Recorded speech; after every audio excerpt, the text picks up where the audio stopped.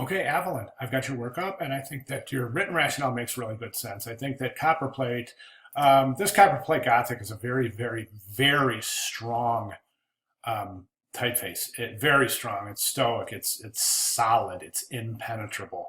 It's a very, very good choice to encode the meaning that you're shooting for in the Guardian Network Security. There's a couple of things that I want to recommend, and these are just basic typographic little tips and tricks I want to recommend. Let me show you something here, and you know what? I have to set up the. Let me set up the this document. So I'm gonna have to jump into Tools. So I'm just hold on 1 second. Okay, I just kind of wanted to open up my comment formatting so that I can just do something. I want to show you something now.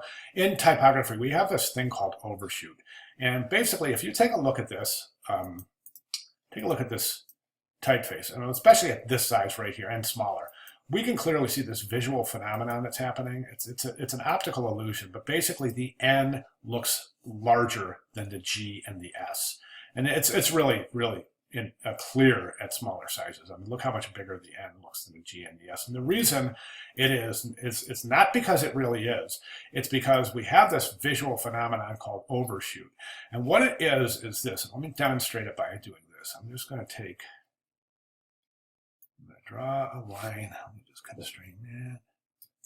Draw that line there, and I'm going to draw that line right here. Okay, and the reason the reason I drew these lines is because I want you to see something.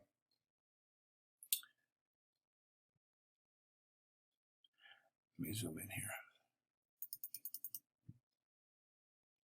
Okay, so what I would want to do is I would want to assemble this line so that it fits right on the top of that N there. And that's what I want. And let me take this line here and put that right on the top of the N. Okay, now let me back off that a little bit. So, all right, so as we can see, everything falls in order on the same cap line, right? And all appears as though it is well. However, this phenomenon called overshoot indicates that your letters that have curved, the top or the bottom, if they're curved, where the top of the letter meets the baseline or the cap line, you want to make that a little bit larger. That letter needs to be a little bit larger, so it needs to overshoot that cap line just by a little bit. And what that's going to do is it's going to overcome that phenomenon, that visual kind of optical illusion that the G and the S are smaller than the N. And again, you would do the same thing over here at the bottom. You would take that and you would just take that. Whoops, why does that keep happening? And you would take that S and just increase the size of the S by a point or two so that it overshoots the bottom there a little bit.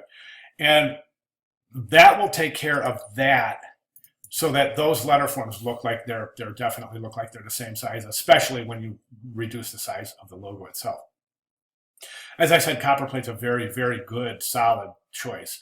I do, however, think that you're kerning a little bit too tightly, specifically in the area between the space between the N and the S.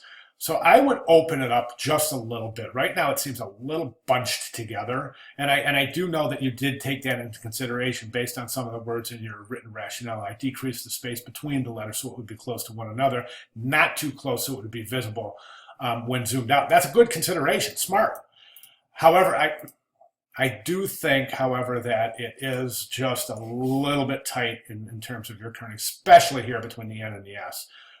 So I would open up those areas just a little bit, and then increase the size of the G and the N just a touch. Draw your guides when you do that, just to make sure that that curved part is overshooting the baseline and the cap line just by enough to make it overcome that optical illusion.